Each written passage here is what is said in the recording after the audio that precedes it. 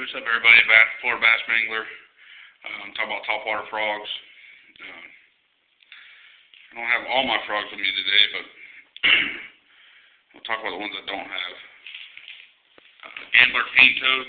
It's probably my go-to frog. I don't have any right now because used them all last time, but good little bait. It's oval in color. It's got little rivets on the side. It's got good action. That's usually the topwater soft plastic frog I use. I'm going to use a lure type frog. I'm going to go with a Spro. That's just the frog I prefer. Topwater. I'm not using soft plastic frogs.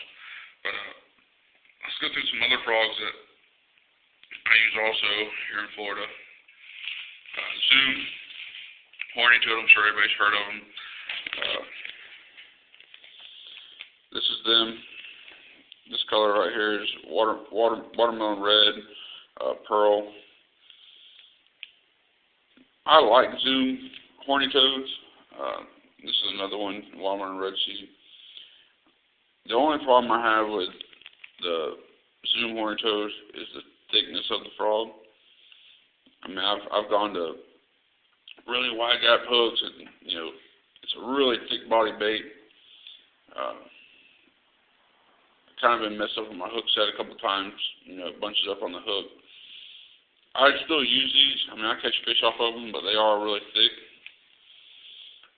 Next would probably be my man's hard nose, really hard nose, so that sliding down the hook stuff.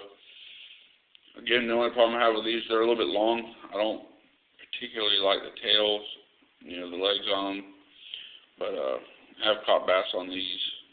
They're a good little bait, but again, like I said, I use the Gambler Cane Toad more often than not. But there's a bait store around my house that pours their own frogs, and I've seen some that are similar like this on the market, really basic, but the swimming feet, they have pretty good action. Watermelon red seeds just got a lot of glitter in it, but those are good little baits. They also make this one's a little bit different. Now, this one me and my buddy call the banana yellow. For some reason here in Florida, they work pretty well. It's not no name brand no name brand frog, but it's like I said, a local bait store pours their own molds, and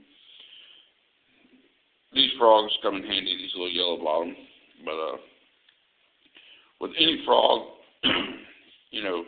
whether it be the Spro or soft plastic or even frog you're throwing at home, I'm going to take these frogs and throw them out there. As soon as they hit the water, I'm going to reel it about 2 foot, and I'm going to let it pause. If I'm fishing lily pads, grass, stuff like that, I'm going to let it pause for about 3 to 5 seconds. I'm going to give it 3 twitches. A lot of guys reel these just solid, letting the tails, the legs do the work. To me, that's just not realistic as far as how frogs go. I know they swim, stop, sit there for a minute, the other legs hang in the water.